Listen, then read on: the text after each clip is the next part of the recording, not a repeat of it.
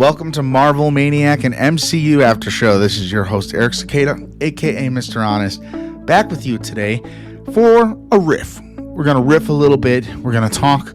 We're going to get our feelings out about the maybe biggest movies of all time coming our way. Avengers Doomsday, followed by a year later, in 2027, Avengers Secret Wars. Now, it's been a long time since we've had an Avengers movie, so I think the mentality right now is to get this movie out as seamless and fast as possible. I hope, and if that's not the case, if it's not the case that they're doing bad, I hope they do it and get it done by all means. But I gotta say, there needs to be some more build up here, and my unpopular opinion is they push both of these movies another year back. We get more content, more Multiverse Saga, and more direction to lead us in to Avengers Doomsday to make it feel a little more earned. Because this is no longer like even though it's the first Avengers movie of the saga, of the Multiverse Saga, it's also the last. So it's we're up to Infinity War standards here. I gotta say, I'd be a lot more nervous if we didn't have the Russo brothers and Steven and McFeely, one of the two. I even heard on Screen Crush the other day, Ryan and I think Colton couldn't figure out which one it was either. Ultimately, they're kind of like a writing team, like the Russos are a directing creative team. I think his hands, Marcus and McFeely, I think they'll both be on the script, at least criticized or reviewed.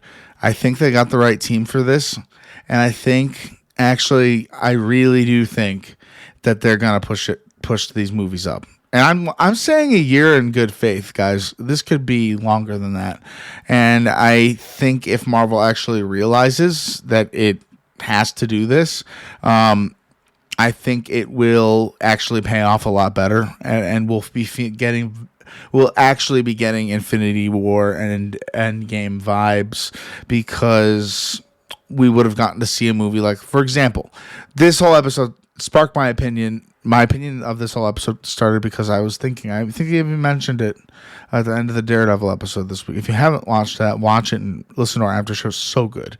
The show and the after show. However, something I really want, and a lot of people do want for Spider-Man, is to have like a street level movie, a friendly neighborhood, team up with Daredevil, fight Kingpin, and there's no room for that between now and Secret Wars. But if they give it a year, they can make that movie, and I think they can make it confidently and fun. So much of the groundwork is already being laid out, and that wouldn't seem like a rush story, because that seems like a story that actually needs to happen for Spider-Man. I think he still needs to meet Kingpin. I think they need to have their own showdown. Maybe even taking Matt out of commission for a portion of the movie to get him back for like the final fight, so we could see Spidey classically going up against Kingpin and his monstrous gang. I mean, they are leading up to making him a big, corrupted, evil guy. I'm not going to say much about Daredevil. However, it sets him up to be a very good villain for the city of New York and its smaller players, Jessica Jones, the Defenders, even the Punisher. I mean, at one point, Fisk is going to have messed with everybody. He's not going to really have him anymore allies. His own, I think, niece was Echo. Literally tried to kill him and put a bullet in his eye. I've seen a new Rockstars, though. They're pointing out from Echo. If you haven't watched it, it's good. And I'm going to just talk about this because it's relevant, and skip ahead 30 seconds if you don't want to spoil it. Okay, so Fisk doesn't die. He got his eye shot, maybe out. I don't know. He put a very expensive thing where that eye went, and it goes into his face. So he could see like digital, like he's kind of getting like augmented reality at all times. We don't really know what that's doing. Also on the theories, I heard that like he might be able to read people's heartbeats and see if they're lying or not, similar to Matt, because Matt and Kingpin, they have parallel stories. You can see I'm still talking about this show, and this show's just another reason why I'd like a season 2 of this show, and I'd like a lot of the stuff that's going to be happening this year.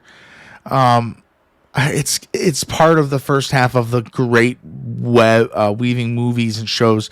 If they give us another year of those, like, oh man, box office amazing, Thunderbolts and Fantastic Four. God forbid that let them be good, please. Let them be fantastic. They should be, and I'm assuming are going to be. Next year would be a really great year for that Spider-Man movie. It would be a really great year for Shang-Chi too. It would be a good bite of time for them to prep the movies and make them exactly how they want them. Undeniably amazing. Right now, they're on a time crunch. They're already going to film. It's just not normal. It doesn't feel normal for Marvel. I don't know where my New York accent came from there, but maybe it's just so much Daredevil and New York City Hell's Kitchen stuff. I just gotta say, this needs more time, and that's the biggest point of this episode. I've been riffing on this for 5 minutes. It was only an aspect. However, I think it's very important. And if they could pull it out without doing that extra year, they want to get out of the Multiverse Saga, move towards X-Men. I don't think rushing is the answer to making something better. I think more thought, more creative input from parties who haven't been around in a while. So they got that with the Russo brothers. And you know what? If they're going to push the movie forward, they're going to probably do it soon. I don't think they want to leave fans hanging. They don't want to make fans upset. So I'm assuming it'll be in some sort of an announcement that'll come hand in hand with announcements of other shows and movies and stuff when they're announcing the timeline, maybe at Comic-Con. How far away is that? I have no idea. I think it's in the summer. So that sounds about right. In the summer, it'll be like a year until it's supposed to come out, over a little under a year. And we'll get some Hall H announcements, and we'll find out that they move stuff forward. But we're getting Doctor Strange 3, and we're getting Shang-Chi 2, and we're getting Spider-Man fighting Wilson Fisk with Daredevil. Yes. Absolutely yes. Please, yes. More, please. And then the following year, maybe one movie, like a Captain Marvel 2, or the Marvels 2, a sequel, like just another sequel. Get these main Avengers sequels. Make Moon Knight into a movie. I heard that idea. Make Moon Knight into a movie. Put it out. They could do so many things in this last year because remember Phase 3 of the Infinity Saga? It introduced Spider-Man and Doctor Strange, had Civil War, had Infinity War, had it all.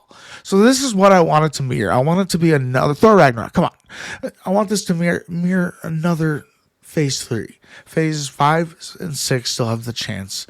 Mainly phase 6. I'm pretty sure Thunderbolt's the last thing of Phase 5. The potential the new Daredevil has shown, the thought and creativity and care of the universe. Really, Kevin Feige cares, the Russo brothers care, and they're going to have their hands in the other things that are coming out because they want that lead up and those great post-credit scenes. And I say that with deep, deep sadness too, even though it's probably for the better. If I were older, I'd be like, man, I gotta get to the gym. I want to be alive when I get to see some of this stuff.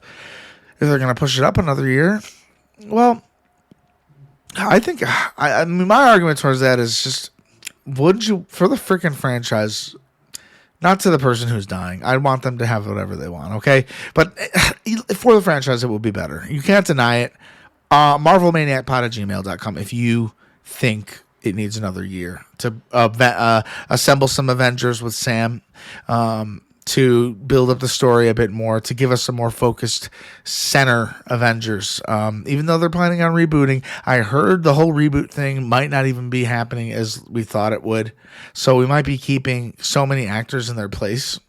If we can get another Iron Man out here, man, I'd be happy. I don't care if Tony comes back. It doesn't ruin his sacrifice. Tony sacrificed thinking he was saving the universe, but by inventing time travel, I actually theorized he created all of this because he was the first one to time travel. So, and why would they call Mobius? And why is time an everlasting loop? It's the thing that Tony discovers where all the multiverse explodes, but when he discovers time travel, okay? That's probably why Ravonna Renslayer and Loki, right when he starts talking about the Avengers and time travel, she says what they did was supposed to happen. Why? Because it probably created the multiverse. Unless anyone behind them in time was going back in time and messing with things and making lines extend off a grid.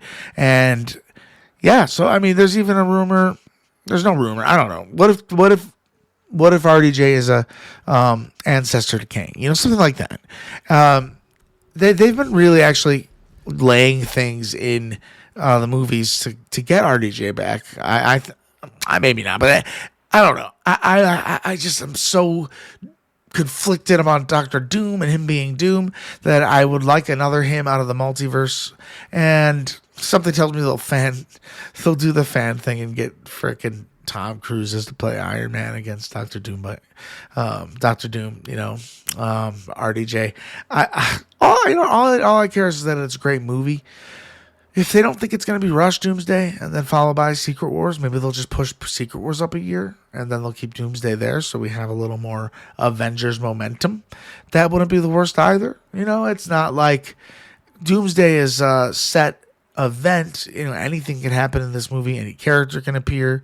Anyone from the series or the old characters from any old movie. I mean, the Dark Elves, let's just give an example for. They were supposed to be actually fighting with Thanos in the end battle, but it was just too much to look at apparently, so they took them out of the picture. But I love the anything can happen mentality, but that's usually a little bit more fun when we're in a better position as a franchise. Okay, we're not Endgame Marvel anymore. Those badges, some of them have been taken away, but we stand here as fans and creators alike. Any creators want to do an interview, don't be shy. If you're any part of the Marvel Cinematic Universe, even their like on set snack person. There's a name for that. I think it's called a PA. I was on one set one time in my life, and I did have a trailer. And that's all I'll say. It was pretty awesome. I think these movies have got to be big. We got to see the X-Men. We got to see the Avengers. Hoping the OG Avengers show up. But there's that rumor that what Doctor Doom is doing in Doomsday is assembling like Dark Avengers of the Avengers we know. So like Black Widow, Hawkeye, Thor, Captain America, Iron Man, an evil version of all of them as a team, laying waste to either the multiverse or Earth 616 for some specific reason. Maybe because it is the center of all the universes and where the first instance of time travel happened. Hence, Tony has a big reason to come back to right his wrongs. If he's up there in heaven or whatever dimension he is within this universe, he's looking down saying, I need another chance. He needs a Goku second, 24-hour hollow ring around his head. He needs to come back to Earth and help right some of the wrongs he didn't knowingly create to defeat the last villain. It created holes in the universe. It created a multiverse, in my opinion. This theory just came out, by the way, by me. I never thought of this or heard it before. I'm sure it's probably been theorized before, though. It probably has been theorized before. I think what Marvel has going for it either way is that we don't know what's coming in Doomsday. All we know is that Kangs could come back, and having him decimate the Council of Kangs sounds amazing. Except now that it's been a fan written and the only thing people want at this point, I feel like that's what they might do to kill Kang. I don't know. I'm going to tell you this now. I was going to surprise you guys today with Ben Affleck's Daredevil review of it, and I didn't have the energy to watch all of it yet. I started watching it. There's a lot to say about that movie, so get ready for that. I'm going to do that one of these weeks coming up. But I also had to talk a little bit about this because there's rumors coming out. There's like big leaks happening right now with story art, character. I forget what they call it, art for the movie. Just sketch ups, just ideas. But they do give us an idea of where the script might go with certain characters. I'm not going to spoil any of it. Look into it on YouTube. I'm going to just let you know that there are some leaks out there this week, and they're interesting to say the least. I want to see these variants. I want to see Ed Norton Hulk. I want to see another World Avengers with like. They already said freaking Tobey Maguire doesn't have an Avengers in his universe. I wish they didn't say that because it'd be so cool if like. Maybe there's not an Avengers, but maybe there's an X-Men and maybe a Fantastic Four in his universe. Like they can, I want all of the different multiverses to have like, they call it the anchor being that it's probably the person we're most familiar with in that universe. I'm not a fan of the anchor being thing. I think variants and places in time, what do they call it? Absolute points in time and incursions. I think there's enough rules to the multiverse to where anchor beings. Like, that makes no sense, because why would a universe be finished with when one guy is born and dead? One person. Like, I know one person can make a difference, but in reality, that's kind of a lame rule. Like, what did everyone else do to deserve the end of their world because this guy died? Even though he was a great hero in his own right, like Wolverine. I don't get it. I hope they walk it back or explain it better. Maybe rewire it a little bit so it just makes more sense. That's the biggest wrench, I feel like. The only problem with Deadpool and Wolverine, I don't like that concept. I'm just being honest. It's supposed to be like a 10-minute episode. But this is what we're doing by watching these movies. We're MCU fans. We watch the Avengers. We theorize. We wonder. We have to have one of these episodes every now and again before I get completely absorbed by Daredevil. I think it's a good time to kind of speculate a little bit and just wonder and hope and just, have some high hopes for this movie. If you think moving the movies back or keeping them the same, what are your thoughts? MarvelManiacPod@gmail.com. I'll be waiting for your thoughts. Not much more. I mean, I want to see so much out of the Multiverse Saga. I want what other fans want.